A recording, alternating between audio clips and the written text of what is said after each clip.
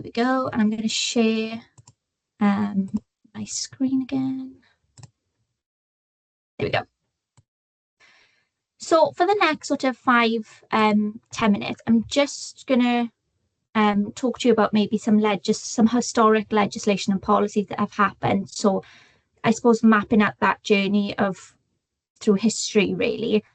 So if you look at the top here, this diagram is on Pebble Pad, so you should be able to have a little look at this. And there are different diagrams as well that depict sort of the same scenarios, but obviously inclusion is our goal, and inclusive classroom practice is that journey that we're on together, you know, to make sure that children do feel that sense of belonging and feel that they have those opportunities for learning as well. So I'm just going to talk you through some of those historic policies. So towards the end of the 19th century, compulsory education was introduced with the Education Act of 1870, and then nearly 30 years on, in 1899, school boards could create additional special classes in schools, but only if they wanted to. Moving on then to sort of 1944, the Education Act of 1944, compulsory schooling to 15 was introduced, and introduced selection of like perceived abilities, and local authorities were expected to provide education opportunities for all children.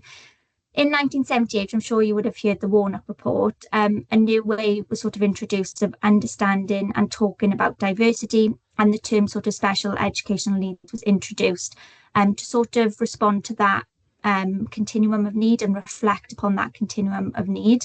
And then children with SEN were able to be educated in mainstream settings.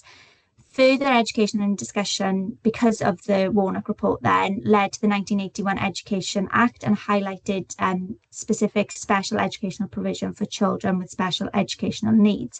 So that's almost like just some key historic points. If you go back onto Pebble Pad, you can read some of those policies in depth, and the legislation in depth a little bit more if you want more understanding.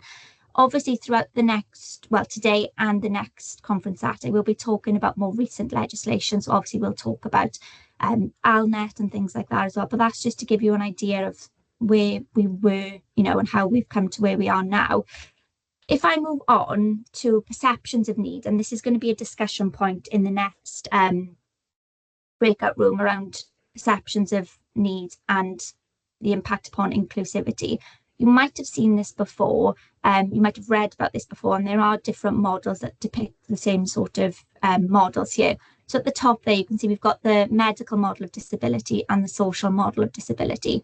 I'm not going to read the words out to you, because as I'm chatting, you can have a little look there, and I'm hoping you can see the difference straight away.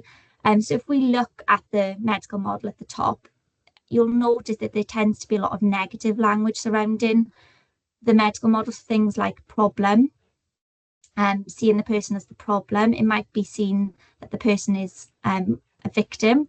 It might be sort of interpreted that this person like always needs help, might not be able to make decisions by themselves. But then if we look at the social model of disability, there are empowering words that are associated with the social model of disability. So things like being independent, making choices, social sort of rights and human rights are integrated within the social model of disability. It's all about possibility, opportunities, and change. So really thinking about, if we view sort of society through a social model lens, really thinking about how we can change environments to support everyone, to make everybody feel inclusive, and to make sure that everybody can access opportunities, and how can we sort of change different parts of society so that everyone can access. So yeah, I'm hoping you can see the difference in the language there. The social model at the bottom there really does challenge discrimination and really does challenge that sort of ethos of exclusion. So it's almost looking at the barriers that we have in place and having that attitude of, okay, how can we remove these barriers to make sure that, you know, organizations are flexible, to make sure that attitudes change, to make sure that the person has, you know, options and opportunities and really has their opinion and voices heard and taken seriously as well. So you can see the two different perceptions here already. And again, you can read more about these different models, and there are different diagrams to show these as well. So it ties in with our conversations today around sort of attitudes and perceptions. So if I move on to our next activity, now we've already started populating this Padlet, so feel free to have a little look on there first and add on and build as well. So what we'd like you to do is discuss and compare how different perceptions of need may influence the view of the learner and the view of the practitioner, and what the impact is then upon inclusive practice. We've already started discussing about this a little bit, so we've set the foundation really well already.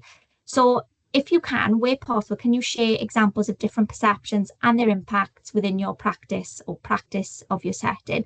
Now, obviously, we don't need to name settings or anything like that, so just remember sort of anonymity and confidentiality there. But if you can, same sort of principle, have really open, nice discussions in your breakout rooms.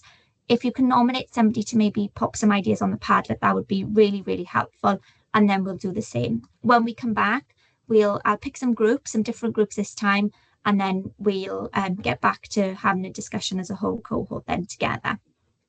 I'm just going to stop sharing, and I'm going to stop recording, and I'm